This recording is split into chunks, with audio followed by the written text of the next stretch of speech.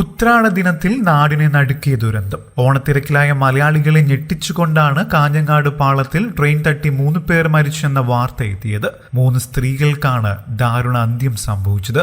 ഉത്രാട ദിനത്തിൽ രാത്രി 7:10 കാഞ്ഞങ്ങാട് റെയിൽവേ സ്റ്റേഷന് സമീപത്തായിരുന്നു അപകടം. കോട്ടയത്ത് നിന്നും കള്ളാറിലേക്ക് വിവാഹ ചടങ്ങുകൾക്കെത്തിയ സംഘത്തിലെ 3 പേരാണ് ട്രെയിൻ തട്ടി മരിച്ചത്.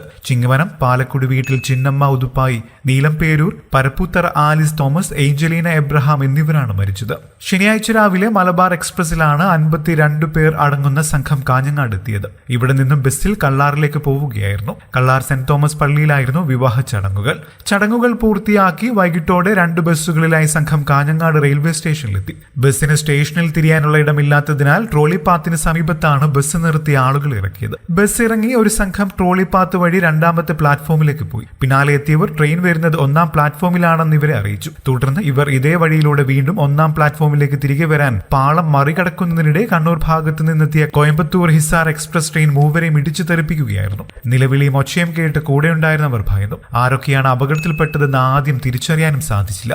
പിന്നീടാണ് സംഭവസ്ഥലത്ത് നിന്നും 150 മീറ്റർ അപ്പുറത്ത് ശരീരഭാഗങ്ങൾ കണ്ടെത്തിയത്. 3 പേരുടെയും ശരീരം തിരിച്ചറിയാൻ പറ്റാത്ത വിധത്തിലായിരുന്നു. ശരീരഭാഗങ്ങൾ ചിലത് മംഗളൂരു ജംഗ്ഷനിൽ നിന്നും കണ്ടെത്തി. ഹിസാർ എക്സ്പ്രസിന് കണ്ണൂർ കഴിഞ്ഞാൽ പിന്നെ സ്റ്റോപ്പ് ഉള്ളത് മംഗളൂരു ജംഗ്ഷനിൽ മാത്രമാണ്. കള്ളാർ അഞ്ചാലയിലെ ജോർജ് തെങ്ങുംപള്ളിയുടെ മകൻ ജസ്റ്റിൻ ജോർജിന്റെയും കോട്ടയം ചിങ്ങവരം പേരൂർ മാർഷയുടെയും വിവാഹ ചടങ്ങുകൾക്കാണ് സംഘം എത്തിയത്. വിവാഹ സംഘത്തിലുണ്ടായിരുന്ന മറ്റുള്ളവർ മലബാർ എക്സ്പ്രസിൽ തന്നെ കോട്ടയത്തേക്ക് മടങ്ങി.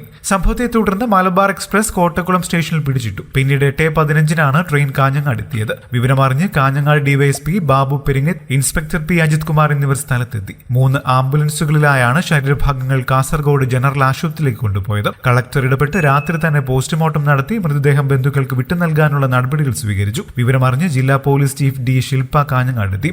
മകളുടെ കല്യാണ ചടങ്ങുകൾക്കെത്തിയ ബന്ധുക്കൾ മരിച്ചതിന്റെ സങ്കടം താങ്ങാനാവാതെ ബിജു എബ്രഹാം. ഇദ്ദേഹത്തിന്റെ മകളുടെ വിവാഹമാണ് ശനിയാഴ്ച കള്ളാർ സെന്റ് തോമസ് പള്ളിയിൽ നടന്നത്. വിവാഹ ചടങ്ങുകൾക്ക് ശേഷം മകളെ വരന്റെ വീട്ടിലാക്കി സന്തോഷത്തോടെ മടങ്ങുമ്പോഴാണ് കൂടെ വന്നവരുടെ ദാരുണാന്ത്യം. വിവാഹ സംഘത്തിലെ മറ്റുള്ളവർ മലബാർ എക്സ്പ്രസിൽ കയറ്റിവിട്ട ശേഷം ഇദ്ദേഹം തുടർ നടപടികൾക്കായി പോലീസ് സ്റ്റേഷനിലേക്ക് പോയി. വേണ്ടപ്പെട്ടവർ കൂടെയില്ലാതെ എങ്ങനെ തിരിച്ചു പോകുമെന്ന് ഇദ്ദേഹം സങ്കടപ്പെട്ടപ്പോൾ ആർക്കും സമാധാനിപ്പിക്കാനായില്ല. കൂടുതൽ വാർത്തകൾക്കും വിശേഷങ്ങൾക്കുമായി ഈ ചാനൽ സബ്സ്ക്രൈബ് ചെയ്യാനും മറക്കല്ലേ. നന്ദി.